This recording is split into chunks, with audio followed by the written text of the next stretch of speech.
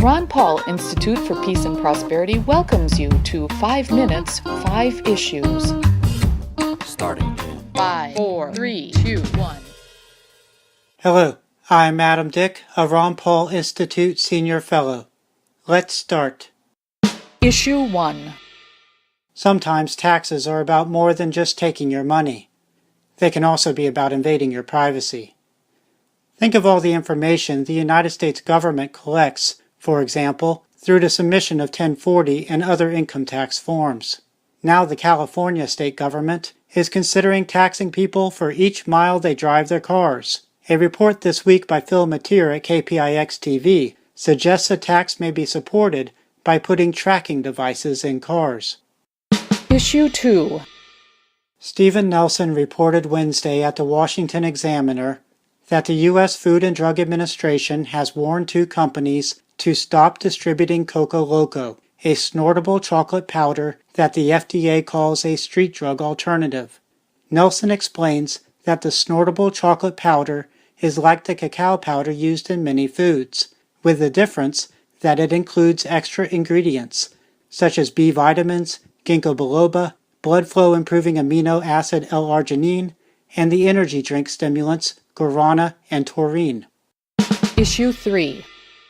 The USA Today editorial board provided an example of the absurd lengths some media will go to attack President Donald Trump.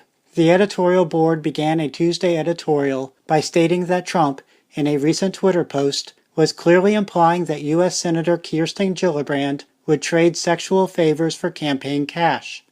However, in the tweet referenced, Trump just wrote that the senator would come by my office begging for campaign contributions not so long ago, and would do anything for them. Responding to New York Times columnist Nicholas Kristof, who was jumping to the same conclusion, Justin Raimondo of Antiwar.com offered this quip: "If you're a sex-obsessed pervert with a dirty, filthy, rotten mind, then yes, that's how you'd read it." Issue 4. Tom Angel wrote Monday at Marijuana Moment regarding results of a periodic national survey conducted by the U.S. government that indicate there may have been a slightly larger drop in marijuana use by people aged 12 to 17 in states that legalized marijuana than in states that have not legalized. These results do indicate that, in this area of concern, the sky did not fall. But the indicated difference in changes in marijuana use in legalization and prohibition states is rather small, and Alaska and Oregon, which have adopted legalization, had indicated increases in use over respectively the year and month prior to the survey. The results thus suggest that legalization, even if it is a cause of decreased use, is likely not a very major one. Indeed, there is no reason to reject without further investigation the possibility that any greater decreased use is just a correlation with legalization instead of a result caused by legalization. Also, concern about small changes in the percentage of Americans aged 12 to 17 who are using marijuana seems often overblown. Some of these individuals use marijuana for medical reasons, and probably more do so each year as medical benefits become more recognized.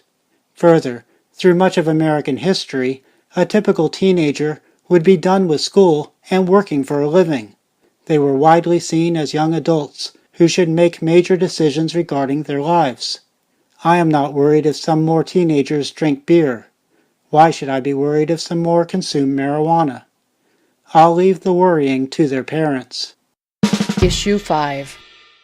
There is a rush to pass a major tax bill in the U.S. Congress before Christmas. Why the rush? The long, complex bill could be dealt with over the winter in a deliberative and open fashion. The rush ensures the American people, many of whom are now involved in Christmas trips and celebrations, do not understand what special interests have put into the bill. The rush also helps pressure Congress members to vote yes, given their Christmas break is held hostage until a tax bill passes. That's a wrap. Transcripts of 5 Minutes, 5 Issues episodes, including links to related information, are at the Ron Paul Institute blog.